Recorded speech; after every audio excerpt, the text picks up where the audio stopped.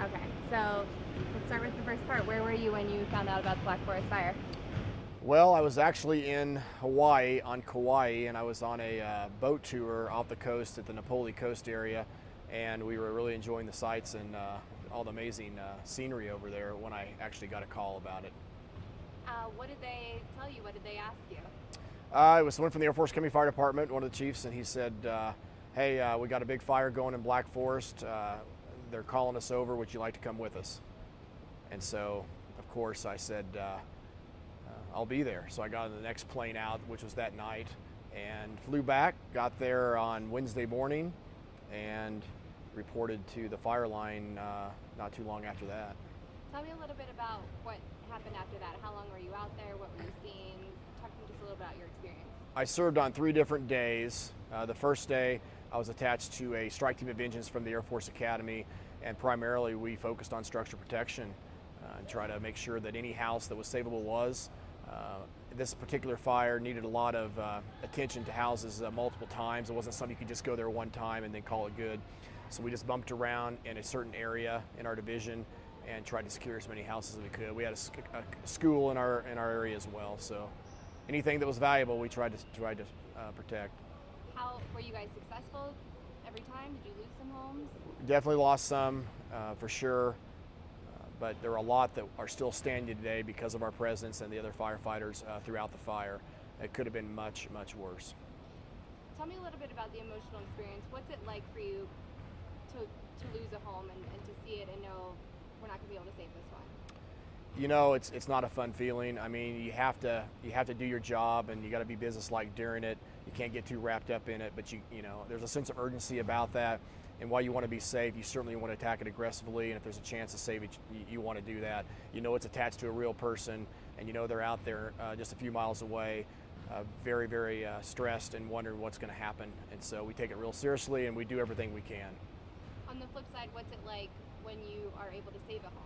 You know, it feels really, really good. Most of the time, you don't get to meet who it was or see who it was, but you know that that place is still there, and that person's gonna, or the family's gonna be able to come home, and everything that they call dear will be in there. And the toughest part is when you see, you know, one that was lost right next to one, mixed emotions, 2 different experiences that may happen with that, and we just have to do our job and do the best we can.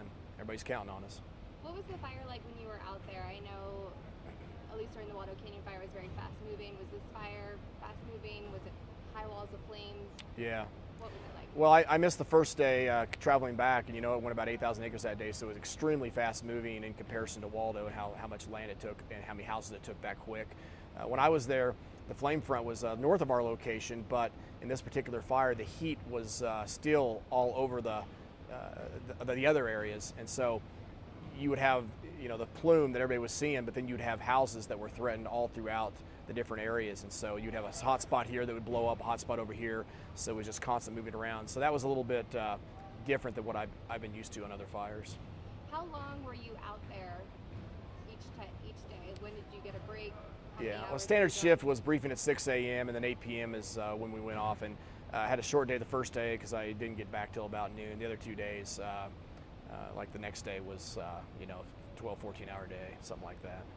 How physically exhausting is that to go through? It can be really just what your assignment is. It's mentally challenging. You don't get a lot of sleep anyway when you come home. So a lot of it's cumulative, but you know, you're kind of wired, the adrenaline's going, and you just keep pressing on, and you start to feel it. I think even like today, you know, you start to really realize, you know, how your body's doing with it.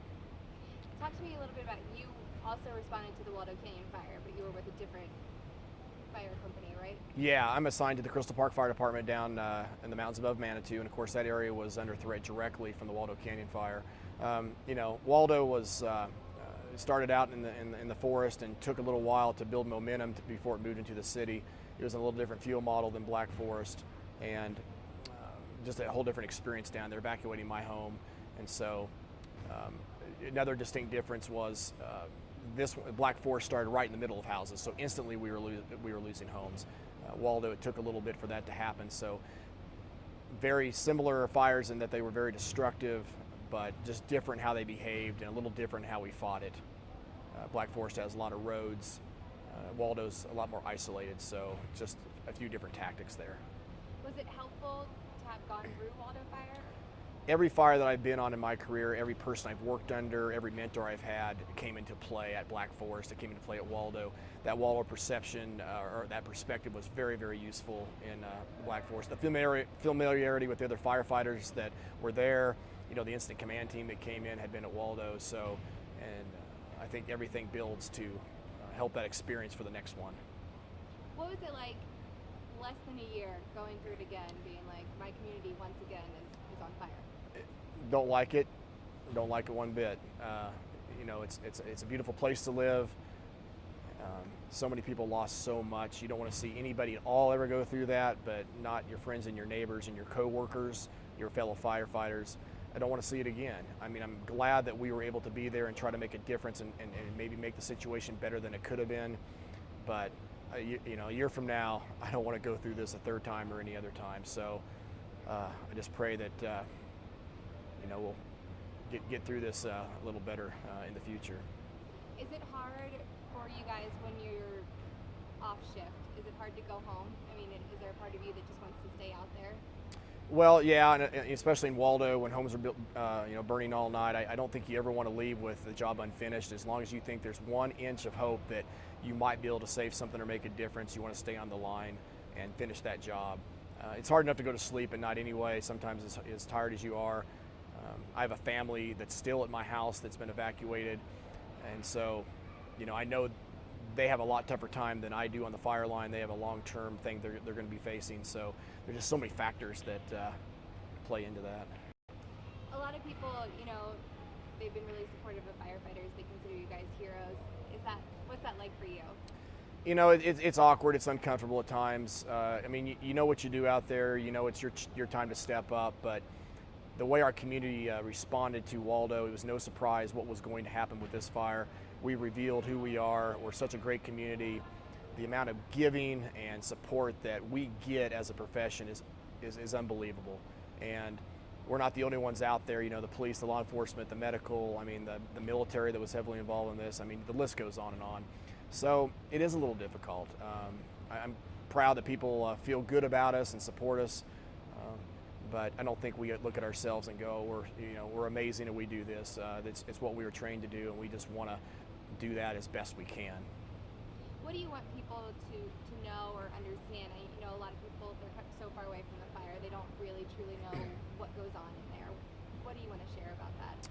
Well, when you back up, you see this huge plume, and you're like, what are we going to do? How are they going to fight it? And there's just so many things that go into that when you look at that, and you don't quite understand what's going on underneath that plume. And it's just when forest fires pick up and run, when we're in drought conditions, when they hit a jackpot like was in Black Forest, it's very difficult to slow that thing down. And we put everything into it we can, and sometimes it's not enough, and that's hard. And so just want people to know that we're trying our best out there, and everything that was done possible to save their homes and save property, was done. And I think they know that. Sometimes you're sitting back there going, what can we do with this? And even the most expert firefighter knows that if we try to do something, it's not safe. And that's when you have to take stock of, lives first. And that's what we do. I remember one of the press conferences, Sheriff Terry McAdoo was saying, there's been a couple times where firefighters take a stand and they'll stand in front of the house and they'll say, this is the battle, we're going to win today. Did you experience that at all? Yeah, absolutely. There's a house that we were checking on and found fire on 2 sides of it, and we didn't have a fire engine with us at the time. We were command and control, and until those fire engines got there, we had hand tools, and we sucked a lot of smoke in and turned a lot of things over and tried to hold on for dear life to make sure that the flames didn't move into the house until we could get water on scene and make sure the house was secured. So if there's an opportunity to do that, no one out there that wears a fire uniform is going to quit until everything's done possible to make it work. And I think having been through that a few times, along with all the other folks out there, it's a good feeling to walk away from. And tell me just a little bit what it's like. I know that you have firefighters from all over. I saw trucks from Steamboat Springs and Denver and everywhere. Do you guys all just work together? Is it like one big family out there? It really is. And normally I travel to other people's jurisdictions and help fight their fires, and they're always very welcoming. it's a red truck or it's a green truck and it's a fire crest or whatever it is, and everybody has the same training, maybe a little different backgrounds, a little different techniques and what they're used to in their area of the country, but we all mesh together really, really well. We understand what our mission is. We know how to put a fire to bed. We know how long it takes, and we know how to do it safely. We watch each other's backs, and so it doesn't matter if they're from California or the East Coast or wherever. I think it works really, really well together. What were some of the main differences you noticed between Waldo Canyon Fire and Black Forest Fire? Okay. Well, besides the obvious things people are going to notice, the one thing was kind of where it started. Waldo started in the canyon area, and it was hard access, and it took a while for it to build up to the point where it could move into the homes. In Black Forest, it started right in the middle of the homes, different fuel model there. It moved very quickly through the grass and the pine needles, with the wind, and we're burning houses, immediately. And so a little bit of difference there, equally as tragic, very destructive, revealed what a wonderful community we have in both cases. So, but I'd say those two things are probably the biggest differences I noticed in the two fires. Was getting water an issue in Black Forest? Black Forest doesn't have hydrants for the most part. I think there's a small section that does. So water tenders, we didn't have an unlimited water supply, so it took a little bit longer to get back and forth between the things that we were battling because of that.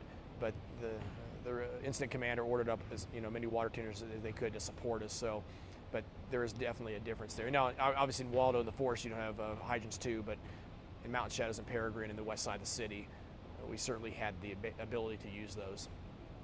So, and then just so I get it right, what specifically were you doing each day? Were you on the ground every day, or were you assigned to different things? Yeah, on the first 2 days, I was definitely on the ground, engine structural protection group, making sure that houses were secure.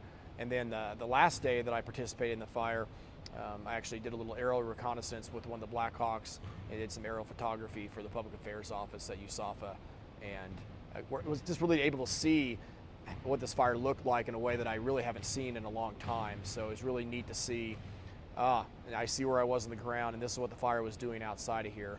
And it was I learned a lot from just seeing that whole perspective, and working with the military, the guys from Fort Carson, they were great. So how are you feeling today? Obviously, they've let you go. They've let you go back to your job. Fire's not out though, but it seems like there's a good handle on it. How are you feeling now? It'll be good to get back into normal sleep patterns. It's kind of good to get back into a sense of normalcy.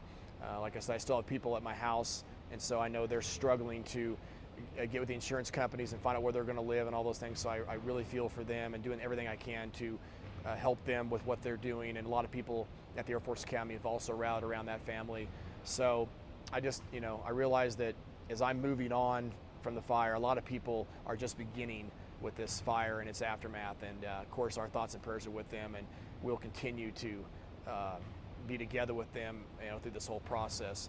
And I know that this community is just amazing and what they do.